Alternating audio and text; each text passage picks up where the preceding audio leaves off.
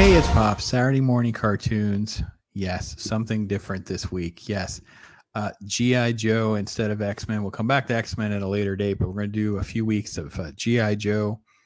This is the 1983 miniseries. I'll pull up episode one. I don't know. They're probably all on YouTube, but I found them on Tubi. I don't own these physically yet, but I will tell you this. It's been fun. I know I talked about different ones I'm going to watch. I'm just going to do all three: the first miniseries, second miniseries, and the first five part of the regular ongoing series, and maybe go from there. But at least for now, that's kind of my focus. Give you my thoughts and reactions to the GI Joe. I tell you what, this mass device story is really, really a great introduction to this adaptation from the comic book stuff into toy marketing, trying to create a universe where all of these different characters can connect with an audience, and you can have fans of different characters for different reasons. I think is brilliantly done, very underrated. I have to be honest, I really enjoyed this even more than I thought I would. Actually, significantly more than I thought I would. I went into this expecting it to be a lot more juvenile than it was. The animation, I think, is really, really good. The Cobra Temple and the sequences around that in the first episode was very, very good. There's a few scenes with action and movement where they're doing the cheat, the old Scooby-Doo cheat with the backgrounds, where they have pieces where it's just the same sequence repeated or something like that. But overall, character designs and the animation and the movement, the storytelling was all very good and a lot more complex than I thought it would be. And I'm not saying I didn't watch it. I haven't watched this in a while, and whatever I've watched, I've forgotten. None of these rang a bell, other than characters, of course. So the story is, relatively simple. Cobra has got this device. This device allows for teleportation. They basically threaten the world, and they have this, they have a spy satellite, the whole thing. So they can do this globally. So they can, steal soldiers and devices. They can steal the Eiffel Tower. They can threaten the world if they don't, everyone doesn't heed their demands. The Joes are racing around to create their own device. The device requires these three special elements, and each time you use the machine, it depletes those minerals. So there's always a constant search and need to get more of those, which is what the story arc is over the course of the 5 episodes. And I think this is really the brilliance of the writer, Ron Friedman, because he came up with not a MacGuffin, but 3 MacGuffins, right? So there's an excuse to have teams go and showcase their skills, different dynamics, show off different character elements to have an appeal to the audience, right? So for instance, I really enjoyed the water sequence, the submarine sequence with Torpedo. I enjoyed the snow sequence with Snake Eyes.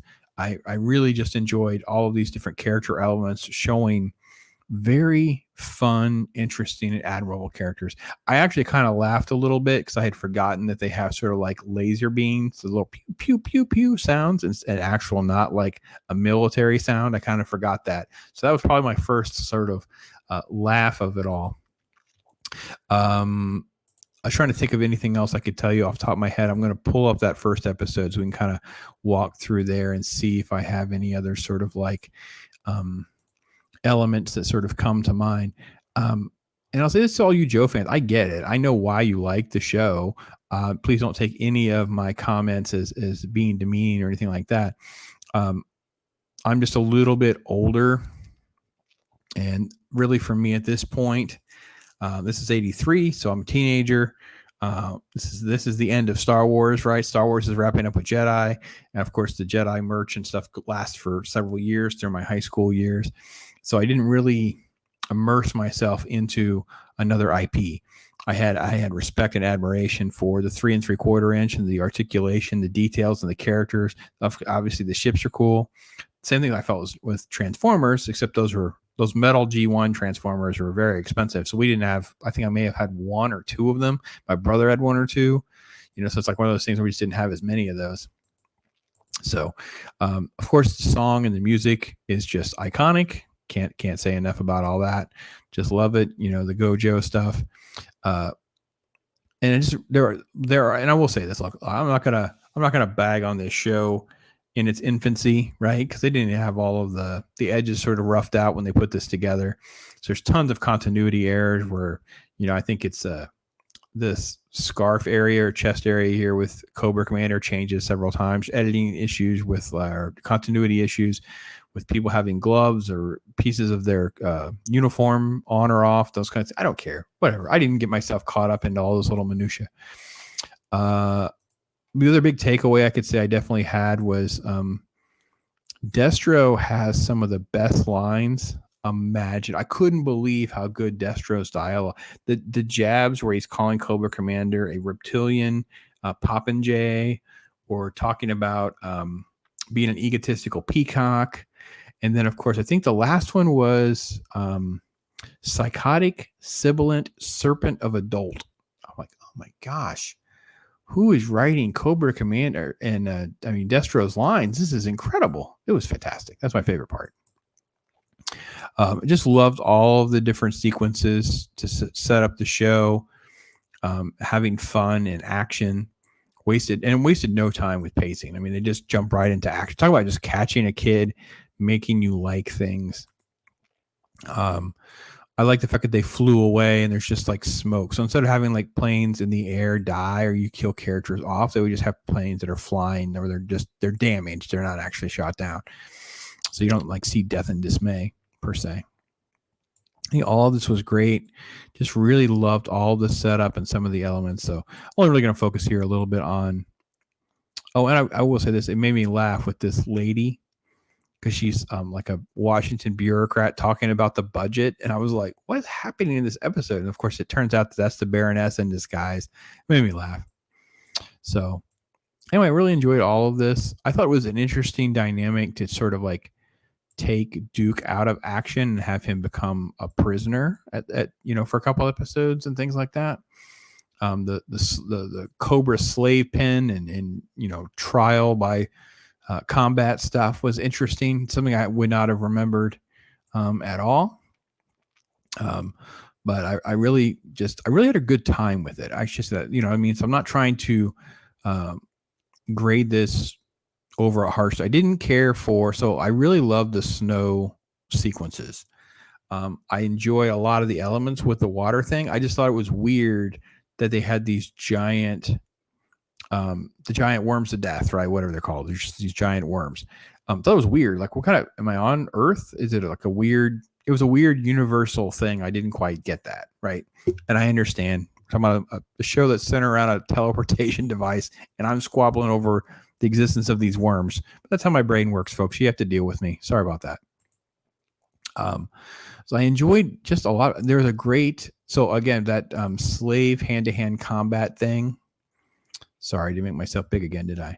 I've done that more than once. Stupid StreamYard doesn't do it automatically. I should change that setting. I enjoyed the fact that